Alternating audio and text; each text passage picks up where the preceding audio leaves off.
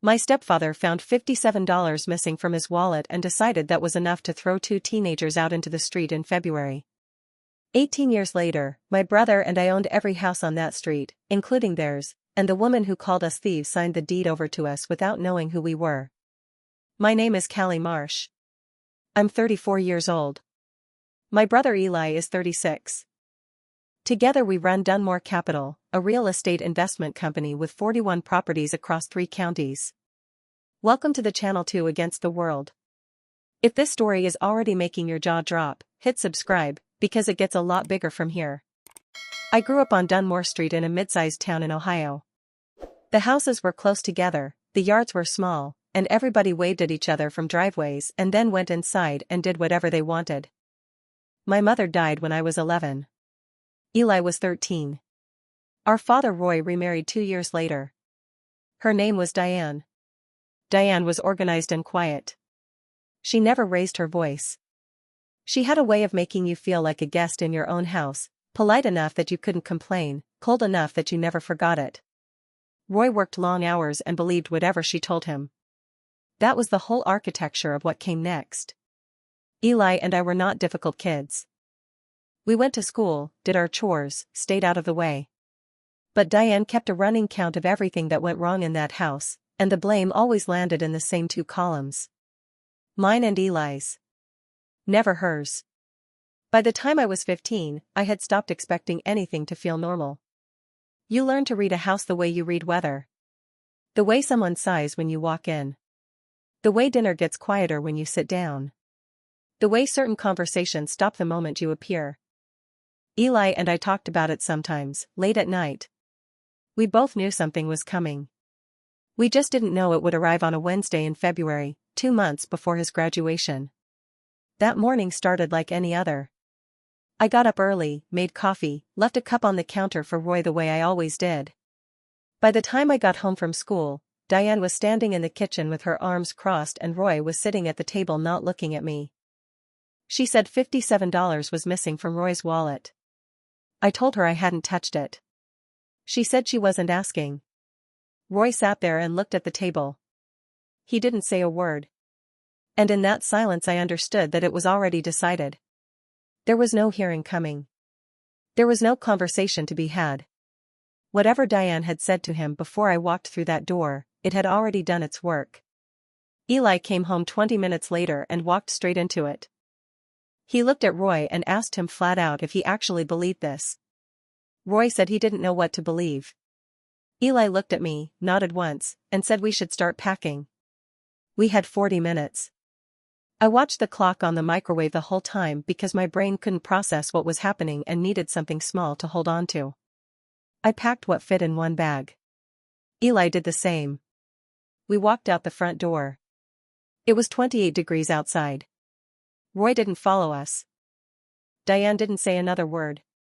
That was the night everything actually started. We walked 6 blocks before either of us said anything. Eli had his bag over one shoulder and his hands in his pockets. I was watching the ground because I didn't want to look at the houses we were passing, lit windows, warm light, people moving around inside. It was the kind of cold where your face goes numb fast and your breath comes out in short white clouds. He finally said we needed to find somewhere warm before it got dark. That was it. No anger, no breakdown. Just the next practical thing. I want to be honest about what those first hours felt like, because I think people imagine it differently than it actually was. There was no dramatic crying on the sidewalk. There was no moment of collapse. There was just cold air and a heavy bag and the sound of our shoes on the pavement, and a very specific kind of numbness that sets in when something too big to process happens too fast. We ended up at a McDonald's 2 miles from the house. We sat in a corner booth and Eli counted what we had between us. $43. His phone had about 30% battery. Mine was at 11. He pulled out a napkin, I still don't know why, we weren't writing anything down, and just held it. He had that look he got sometimes when he was thinking hard, where he went very still and quiet and you could almost see him sorting through options in his head. He said there was a youth shelter on Carpenter Avenue. He'd seen the sign once on the bus. He thought it was about a mile from where we were. I asked how he knew it was a youth shelter and not just a church, He said he didn't know for certain, but it was the best option we had right now. That was how Eli operated. Not certain, but moving. Always moving. We found the shelter. It was a low brick building with a buzzer at the door and a handwritten sign taped to the glass. They had 12 beds and both of us got one that night, which the woman at the desk told us was lucky because they were usually full by 8. We got there at 7:40. The shelter smelled like industrial cleaner and old carpet. The lights in the hallway were fluorescent and one of them buzzed constantly. I lay on my cot that night and stared at the ceiling and thought about Roy sitting at the kitchen table, looking at the table, not at me. That image stayed with me for a long time. Not Diane. Roy. Diane had decided. But Roy had let it happen. And somehow that was worse. We stayed at the shelter for 11 days. The rules were simple: lights out at 10, out by 7 in the morning, back by 6 in the evening. No exceptions. You signed in, you signed out, you kept your space clean. The staff were tired but decent. Nobody asked too many questions. On day 3, Eli went back to his high school and talked to his guidance counselor. He didn't tell her everything. He said there had been a family situation and he needed to finish the semester. She helped him get temporary enrollment status and connected him with a social worker who came by the shelter twice that week. I went back to my school the same day. My situation was more complicated because I was still a minor and technically still under Roy's legal guardianship. The social worker flagged it. There were calls made. Roy apparently told them the situation was being handled and that we had somewhere to go. We did not have somewhere to go. But the system moved slowly and we moved faster. By the time anyone official circled back to follow up, Eli had found us a room. It was a single room above a laundromat on Birch Street, rented by a man named Gerald who owned the building and lived on the first floor. $60 a week, cash. 1 window, 2 cots, a hot plate, a bathroom shared with one other tenant down the hall. Gerald was in his 60s, mostly kept to himself, and didn't ask about our situation. He just wanted the rent on time. We paid him in cash every Friday. We did not miss a single week. Eli picked up a shift at a gas station 2 nights a week and Saturday mornings. I got a job at a diner 3 blocks away, cashier and occasional dishwasher, 6 days a week after school. Between us we covered the rent and kept enough left over for food and bus fare. We had one rule that we agreed on that first night at the shelter, without making a big deal out of it. We said it once and we never had to say it again. We were not going back to that house. We were not calling Roy. We were not asking Diane for anything. Not because we were too proud. Because we had seen what that house was willing to do with $57. We didn't trust it anymore. And you can't build on ground you don't trust. So we built somewhere else. We didn't know yet what we were building toward. But we were together, we were working, and every Friday we paid Gerald on time. That was enough for now. Winter that year was long. Gerald's building had heat, but barely. The radiator in our room clicked and hissed all night and by morning the window would be frosted on the inside. I slept in my coat for the first 3 weeks. Eli gave me his extra blanket and told me he was fine. I knew he wasn't, but I took the blanket anyway because I was colder. That was how we operated. No performance, no martyrdom. You needed something, the other one gave it. You said thank you and you moved on. The diner where I worked was called Patty's. It sat on the corner of Birch and 11th, open 6 in the morning until 10 at night. The owner was a woman named Patty Kowalski, yes, actual Patty, who was somewhere in her 50s, moved fast, talked faster, and had a rule that if you showed up on time and did your job she would leave you alone completely. I showed up every day. She left me alone completely. That was the best working relationship I'd had in my life up to that point. I worked the register from 4 to 9 on weekdays and a full shift on Saturdays.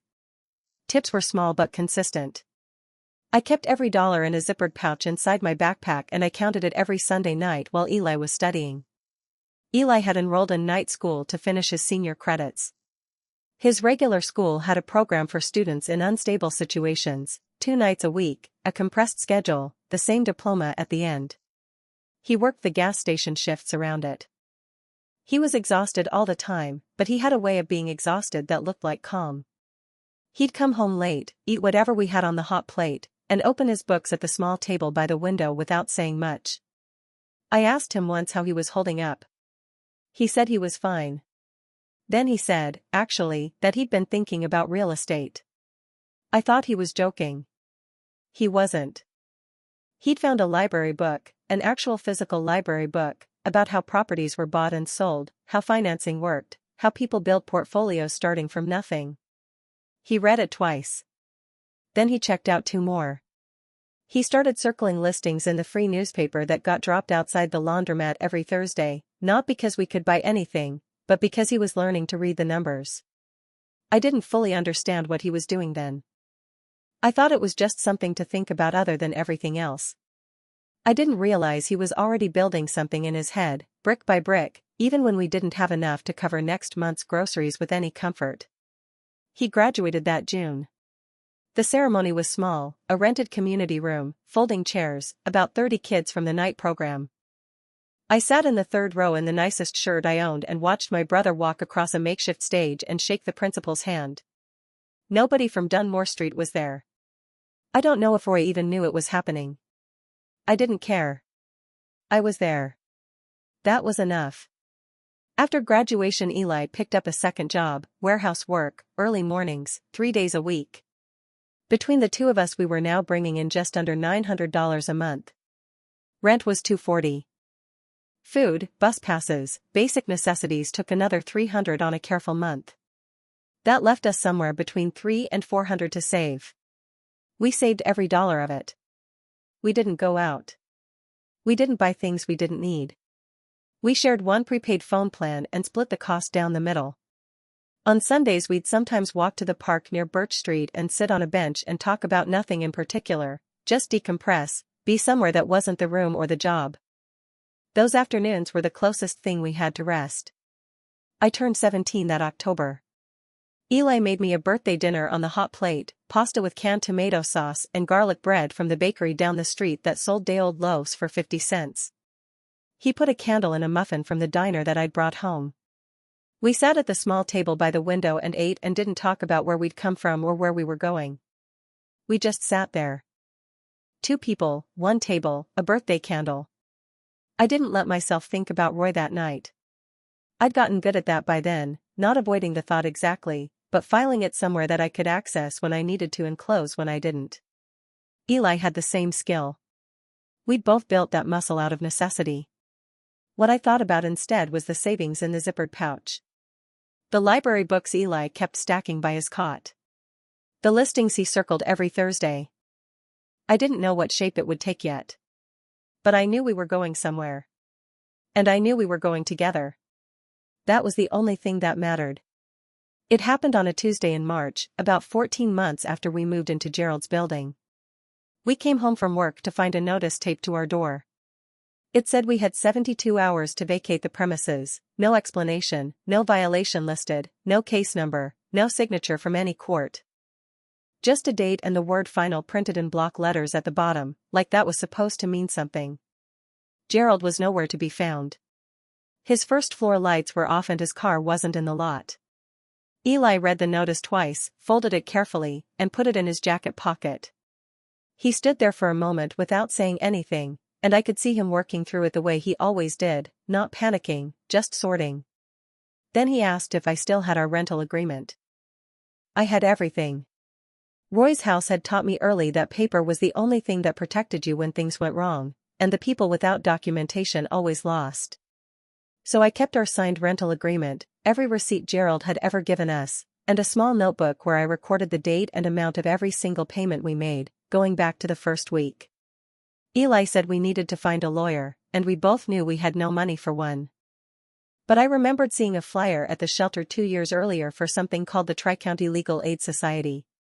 We found a payphone outside the laundromat and looked it up in the directory that was still chained to the booth. It existed, and they had walk-in hours on Wednesdays. We were there when the doors opened.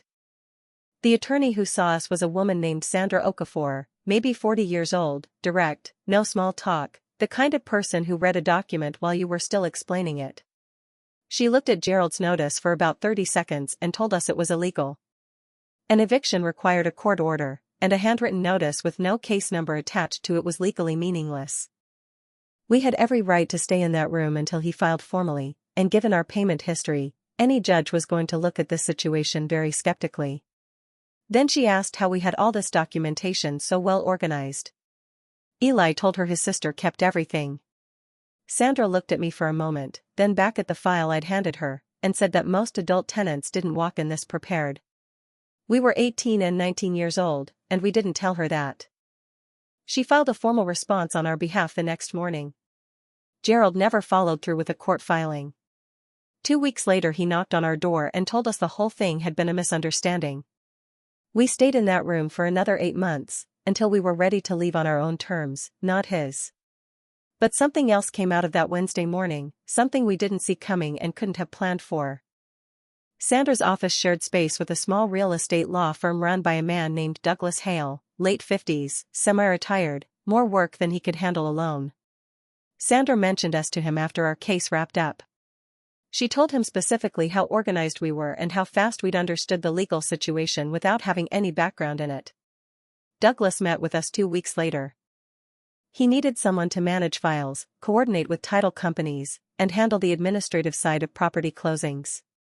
It wasn't glamorous work, it was paperwork and phone calls and learning a system from scratch, but it paid more than the gas station, and Eli gave his notice the same day Douglas offered him the position. I kept my hours at the diner and added weekend work for Douglas on top of it. Within 3 months I was coordinating the closing process for most of his residential transactions, and I was learning things that nobody had ever thought to teach me. What a title search actually looked like. What earnest money was and why it moved the way it did. The difference between a warranty deed and a quitclaim deed. How to read a settlement statement line by line and catch the errors that slipped past people who'd been doing it for years. Douglas was not a warm man, but he was consistent. When you did something right, he didn't make a production of it. When you made a mistake, he explained it once, clearly, and expected it not to happen again. That was a teaching style I understood because it was the only kind I'd ever trusted, no performance, just the information and the expectation that you'd use it. By the end of that first year, Eli had enrolled in a real estate pre-licensing course at the community college and was studying at night the same way he'd finished high school, steady, methodical, already decided. He passed his licensing exam on the first attempt and didn't make a big deal out of it. I thought about what Sandra had said the morning she looked at our file. That most adults didn't come in that prepared. And I thought about Gerald's notice on the door, and Roy at the kitchen table, and February in Ohio with 1 bag each and 28 degrees outside. We didn't come in prepared because we were naturally organized people. We came in prepared because we had learned, very young, that nobody was going to protect us if we didn't protect ourselves first. That habit was about to become worth a great deal of money. The first 3 years with Douglas were the closest thing to school either of us had ever chosen for ourselves. Eli got his license and started working transactions under Douglas's supervision, small residential deals, mostly, the kind that don't make headlines but teach you everything about how money actually moves through a property. He learned to read a neighborhood the way other people read a room. Which blocks were turning over. Which sellers were motivated and which ones were just testing the market. Where the value was sitting underneath a bad paint job and a neglected yard. I stayed on the administrative side and went deeper into it than anyone expected me to. I took an online accounting course at night and started handling the books for Douglas's firm. Then I took another course. Then another. By the time I was 22, I was managing the finances for 6 active real estate clients alongside our own growing savings, and Douglas had quietly stopped checking my work because he didn't need to anymore. We saved with the same discipline we'd had in Gerald's building, except now there was more to save. We kept our expenses low by choice, not necessity. We still shared an apartment, a real one by then, 2 bedrooms, heat that actually worked, but we lived well under what we earned and put the rest away with a focus that probably looked unusual to people our age. Eli found the duplex when I was 23. It was on a side street in the east part of the city, a 2-unit building that had been sitting vacant for 11 months. The previous owner had started a renovation and run out of money halfway through. One unit had new flooring and no fixtures. The other unit had fixtures and no flooring. The roof had been patched but needed replacing within a few years. The price reflected all of it. We had saved $61,000 over 4 years of working and not spending. The duplex was listed at $48,000. Douglas walked the property with us on a Saturday morning and told us what it would cost to finish the work. We ran the numbers that night and ran them again the next morning. Then we made an offer. We closed 6 weeks later. We did most of the finish work ourselves on weekends, with one contractor for the electrical and one for the roof. 4 months after closing, both units were rented. The income covered the carrying costs and left a margin we rolled directly back into a savings account we labeled, simply, Next. We sold the duplex 2 years later for $79,000. Then we did it again. And again. Each time we moved a little faster because we knew the process cold. Each time the margin was a little wider because we were buying smarter. By the time I was 28 we owned 6 properties outright and were carrying 2 more with financing. By 30 we were at 14. Douglas retired the year I turned 31. At his retirement dinner, a quiet thing at a steakhouse near his office, maybe 12 people, he told the room that the 2 best decisions he'd made in his last decade of practice were buying the building on Callaway Street and hiring Eli and Callie Marsh. I looked at Eli across the table and he gave me the small nod he always gave when something mattered but didn't need to be said out loud. We incorporated Dunmore Capital that same year. The name wasn't accidental. It was also around that time that Eli started pulling data on a specific zip code about 40 minutes outside the city. He didn't bring it up dramatically. He just left a printed spreadsheet on the kitchen counter one morning with a list of addresses, ownership records, and assessed values, and when I picked it up and read it I recognized every single street name on the page. Dunmore Street. Our street. Or what used to be our street. I sat down and went through the whole thing. 9 residential properties on that block. 3 had changed hands in the last 5 years. 2 were showing signs of deferred maintenance in the county records. 1 was listed as a rental with a vacancy history. And 1, the 4th house from the corner, the one with the oak tree in the front yard that Roy had always meant to trim and never did, was still owned by Roy Marsh and Diane Marsh, joint tenants. I asked Eli how long he'd been tracking it. He said about 2 years, off and on. He said he wanted to make sure we were ready before he brought it to me, because once we started he didn't want to stop halfway. I understood what he meant. This wasn't a transaction. This was something else, and we both knew it, and we needed to go in with the right structure and enough capital to see it through completely. We spent the next month setting up a separate LLC, a clean entity with no connection to our names in any public-facing document. We hired an attorney we trusted to handle all correspondence and appear on all filings.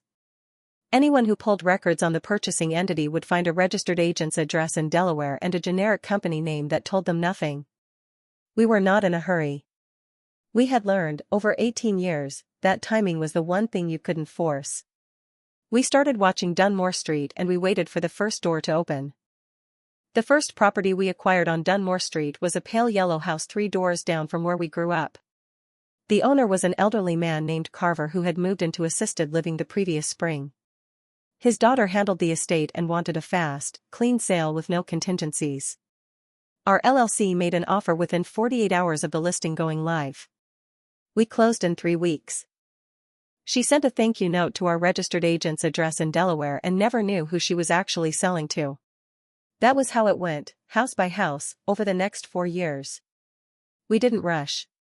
Some properties we waited on for over a year, watching the ownership records, tracking the tax payment history, waiting for the moment when a seller needed to move faster than the market could accommodate. When that moment came, we were ready with a clean offer and a quick close, and that combination was worth more to most sellers than holding out for top dollar. By the end of year 3 we owned 5 properties on Dunmore Street. By mid-year 4 we had 7. We kept them all as rentals, brought in a property management company to handle the day-to-day, and made sure every unit was properly maintained. The street started to look different. Houses that had been sitting with peeling paint and overgrown yards were getting repaired.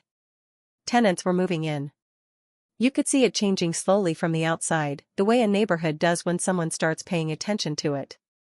Eli drove past the street every few months and took photos on his phone. He kept them in a folder he never showed anyone but me.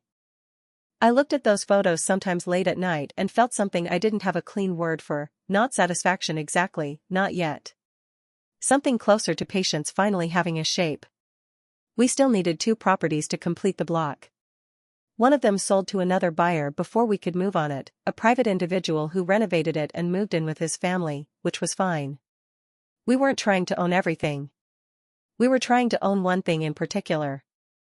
Then, on a Wednesday morning in September, a listing appeared in the county records that I had been watching for without letting myself think about too directly. Roy and Diane Marsh. The house on Dunmore Street with the oak tree in the front yard. Listed through a local agency at $234,000. I called Eli. He didn't say anything for a moment. Then he said he'd call our attorney. We made a full-price offer through the LLC the same afternoon. No negotiation, no back and forth, no contingencies beyond a standard inspection. Our attorney handled every communication. Diane would have seen a company name, a Delaware address, and an offer that was clean and fast and asked for nothing unusual. She accepted within 24 hours. The closing was scheduled for a Tuesday morning at a title company about 12 miles from Dunmore Street. Standard location, neutral ground, nothing unusual about the setup. Our attorney confirmed that both sellers were expected to attend in person to sign the final documents. Eli and I talked about it the night before. Not for long. We'd had 18 years to think about this moment, and by the time it arrived there wasn't much left to say. We decided we would go in, complete the transaction, and let the paperwork close first. Everything in order. Everything done correctly. And then we would say what we came to say. We got there early and sat in the parking lot for a few minutes. The title company was in a low office building with glass doors and a waiting area with beige chairs. Ordinary in every way. Eli had a folder on his lap, closing documents, our IDs, everything organized the way I had taught him to organize things back when we were teenagers at Gerald's building counting rent receipts. He asked if I was ready. I told him I'd been ready for a long time. We walked in together. The receptionist showed us to a conference room. There was a long table, a window facing the parking lot, a water pitcher in the center that nobody touched. We sat on one side and waited. Diane came in about 4 minutes later. She was with a man I didn't recognize, probably her agent, or someone she'd brought for support. She was looking down at her phone as she came through the door and she didn't see us immediately. She sat down across the table and set her purse on the chair beside her and finally looked up. The moment she registered our faces, everything in her expression stopped. Not shock, exactly. Something more specific than that. It was the look of a person who has spent a long time not thinking about something and has just been reminded that it existed the whole time they weren't thinking about it. She didn't speak. We didn't speak. The title officer came in 30 seconds later with the documents and set them on the table and began going through the standard closing procedure, page by page, the way they always do. We signed where we were supposed to sign. Diane signed where she was supposed to sign. Her hand was steady, I'll give her that. She was composed in the way people are composed when they're using every available resource just to stay in their seat. The title officer collected the documents, confirmed the wire transfer, and said the property was officially conveyed. She congratulated both parties and left the room to make copies. The man who had come with Diane started to stand. I said his name, I didn't know it, so I just said excuse me, and asked if he could give us a few minutes alone. He looked at Diane. She nodded once, very slightly. He left. The door closed behind him. And the 3 of us sat there in that room, with the water pitcher nobody had touched and the parking lot outside the window, and 18 years of distance between us that was now exactly as close as this table. I didn't rehearse a speech. I didn't write anything down. What I had was a folder, the same kind we used for every closing, and inside it were 3 documents I had spent 2 years putting together quietly, without telling anyone outside of Eli and our attorney. I set it on the table but didn't open it. Diane was watching me with her hands flat on the table and her expression carefully neutral. She was waiting. I told her I wanted to explain something about the $57. She didn't react to the number. But something shifted behind her eyes, very small, the kind of movement a person makes when they hear a word they weren't expecting and have to decide quickly what to do with it. I told her we had never taken that money. She already knew that. But what she might not know was that we had eventually figured out where it actually went. Roy's wallet hadn't been touched by either of us.